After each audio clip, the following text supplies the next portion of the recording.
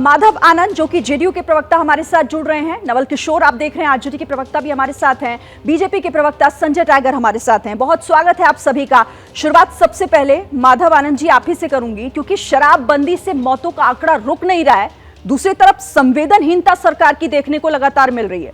पहले मुख्यमंत्री कह रहे हैं कि पियोगे तो मरोगे, उप मुख्यमंत्री कहते हैं कि कोई सरकार से थोड़ी ना पूछता है शराब पीने जाता है तो।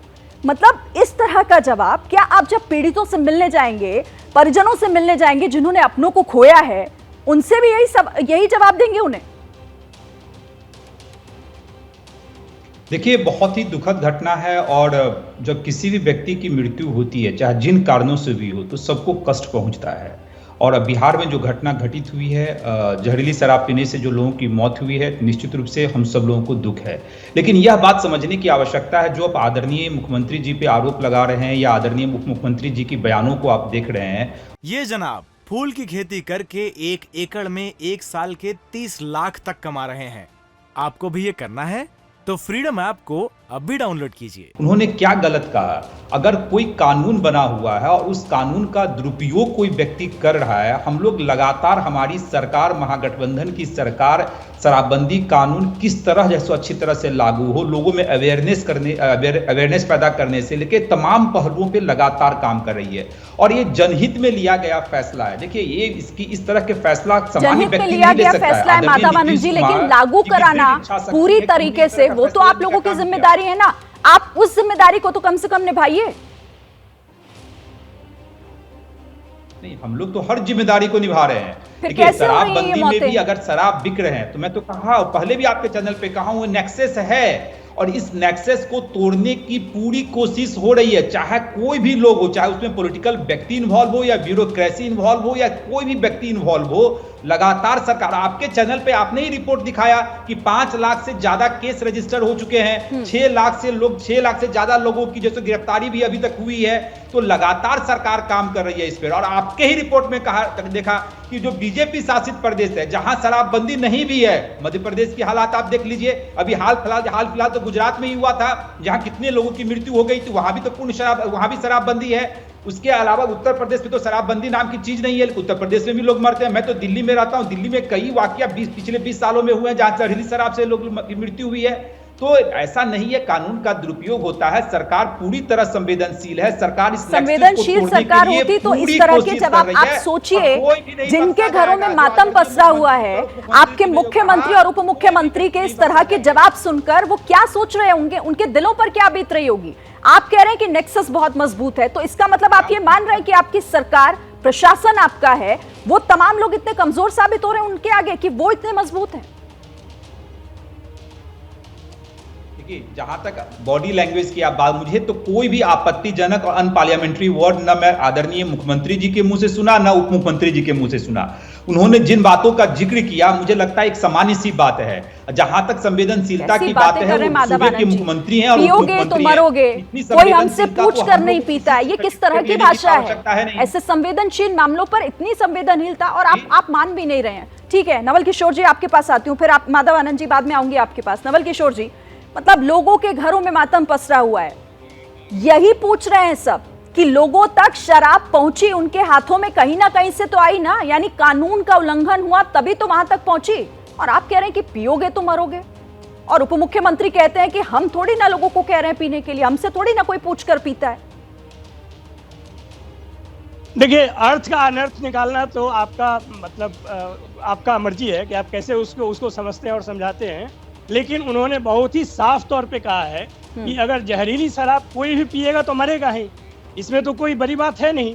दूसरी बात यह है कि जिस तरह से आप 24/7 पूरे देश की जनता को यह बता रहे हैं कि जहरीली शराब अगर समस्या है तो सिर्फ बिहार राज्य में है, और जो राज्य टॉप में है वहाँ पे भाजपा की सरकारें हैं, उस पर आप एक बात भी नहीं बोले हैं। आप ये तो बताते हैं कि देश में जहरीली शराब एक समस्या है, हर राज्यवार उसका रिपोर्ट दिखाते हैं और वहां पे सरकारें क्या काम कर रही हैं। आपने ये नहीं बताया कि विगत 2 दिन में बिहार सरकार ने कितने लोगों को गिरफ्तार किया, कितने भट्टियों को नष्ट किया, कितने शराब जब्त किए। आप ये तो बताए नहीं वहां पर। आपने ये नहीं बताया कि 2016 के बाद आज तक 5 साल भाजपा भी सरकार में रही बिहार में, उस समय क्या इस तरह की घटनाएं नहीं होती थी? देखिए, घटना होना और उस पर एक्शन लेना दोनों अलग अलग बात है। बिहार सरकार ने पिछले 2-3 दिन में क्या एक्शन नहीं लिया है, उस पे सवाल हो सकते हैं। क्राइम का जहां तक सवाल है, नवल किशोर जी, आप कई सवाल तरह वही के है ना। क्राइम देखते हैं। वो सारे आंकड़े हमने अपने दर्शकों को दिखाए, आप लोगों ने क्या एक्शन लिए, क्या कुछ हुआ, कितने लोगों को गिरफ्तार किया, कितनी भट्टियों को आपने तोड़ा, लेकिन सवाल फिर भी यही बनता है कि आखिर क्यों लोग मर रहे हैं और आखिर इन्हें रोकना इतना मुश्किल हो पा रहा है क्या? ये सवाल तो आपको मध्य प्रदेश की सरकार से ही पूछनी चाहिए ना। ये सवाल हरियाणा की सरकार से 77 लोगों की मौत अभी जहां हुई है, अभी उस पर सवाल करती हूं मैं। जिस दिन जहरीली शराब से वहां मरते हैं, हम वहां पर भी सवाल करते हैं, लेकिन आज 77 लोगों की बात है। विपक्षी राज्यों में, सुनिए पहले, विपक्षी राज्यों के किसी भी छोटे से मुद्दे को बड़ा बनाकर दिखाना आपका यही पेशा है। छोटा सा मुद्दा नहीं है नवल किशोर जी, माफ कीजिएगा, छोटा मुद्दा नहीं है, 77 लोगों की जान गई। सुन लीजिए ना, ये छोटा मध्य प्रदेश की तुलना में ये छोटा है, कर्नाटक की तुलना में छोटा है, हरियाणा की तुलना में छोटा है। आप घटनाओं को छोटा बड़ा ही बनाते रहिए, लेकिन यहाँ लोग मर रहे हैं भाई, यहाँ लोग मर रहे हैं साहब, उसका जवाब दीजिए। ठीक है, चलिए, संजय टाइगर भी है मेरे साथ। संजय टाइगर जी, सरकार में तो आप भी साथ रहे, क्योंकि 2016 में ही शराबबंदी लागू हो गई थी, लेकिन घटनाएं न तब रुकी थी और ना अब रुक रही हैं। देखिए, जो बार बार सत्ता पक्ष की ओर से कहा जा रहा है, सवाल शराबबंदी कानून को लेकर नहीं है, सवाल उसके इम्प्लीमेंटेशन को लेकर के है। कानून जमीन पे नहीं उतर पाया, पूरी तरह विफल है सरकार शराब माफियाओं को रोकने में।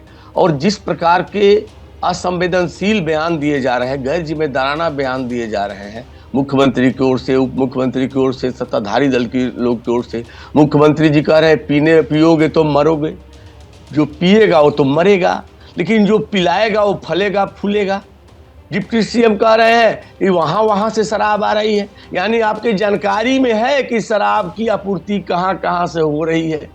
इनके सरकार के एक मंत्री महासेठ कह रहे हैं इम्यूनिटी पावर बढ़ा लो तो शराब से नहीं मरोगे, यानी आप जहरीली शराब का व्यापार नहीं रोकेंगे। स्कूल में अब बीच में मत बोलिए, बीच में मैं आपके नहीं बोल रहा था, भाई तो मैं आपके बीच में नहीं बोल रहा था अपने स्कूल में, मैं आपके बीच में अच्छा, नहीं बोल रहा था। नवल किशोर जी, पहले उन्हें पूरा करने दीजिए, फिर आपके पास आ जाए। पूछ लीजिए ना, एक सेकंड। मंत्री जी के भाई जो शराब रखे थे वो इनके अनुमति से रखे थे। दिया जा रहा है कि कानून का उल्लंघन किया, तो नाव पर क्षमता से ज्यादा लोग चढ़ते हैं कि उनके भाई जो जाती है में भरकर रखे थे स्कूल में, क्या अवैध मरोगे कर रहे थे? सवाल पूछे थे उनसे, अरे अपने मंत्री से सवाल पूछे थे, ये आप बताइए ना। आपदा है, नरसंहार है, आपदा तो भाजपा है, प्राकृतिक मौत में आपदा कुछ और नहीं है। आपके मन में संवेदना भी नहीं है। और मुख्यमंत्री जी जो बयान सदन में दे रहे हैं, हिम्मत है तो सारण में जाकर दे दे। बेरोजगार आप अपनी नाकामी विफलता को छुपा रहे हैं, बर्बाद कर मैं पूछता हूँ कि मसरख थाने में जो स्प्रिट जब्त था, वो स्प्रिट थाने से बाहर कहाँ चला गया, इसका जवाब दीजिए। अरे वहीं के सांसद संरक्षित अपराध हो रहा है, और आप जो दे रहे हैं आंकड़ा कि उस राज्य में भी है, उस राज्य में भी है, आपका सिस्टम फेल है। आप अगर फेल हो गए तो 10 फेल लोगों की सूची दिखा रहे हैं, उससे पास हो जाइएगा। आप स्वीकार करिए सारण के आप विफल है, सरकार के किया है उनको, सरकार विफल है, किया है आपने। ऐसे नवल किशोर जी, संजय टाइगर जी, आप लोग उस सॉल्यूशन की तरफ नहीं बढ़ रहे हैं, आप लोग उस पर बात नहीं कर रहे हैं कि आखिर इन मौतों को रोका कैसे जाए, एक दूसरे पर उंगली उठाने का काम कर रहे हैं। बस मैं आप दोनों को रोकती हूँ। माधवानंद जी, आइए यहाँ पर। ठीक है, ये जनाब फूल की खेती करके 1 एकड़ में 1 साल के 30 लाख तक कमा रहे हैं। आपको भी ये करना है तो फ्रीडम ऐप को अभी डाउनलोड कीजिए।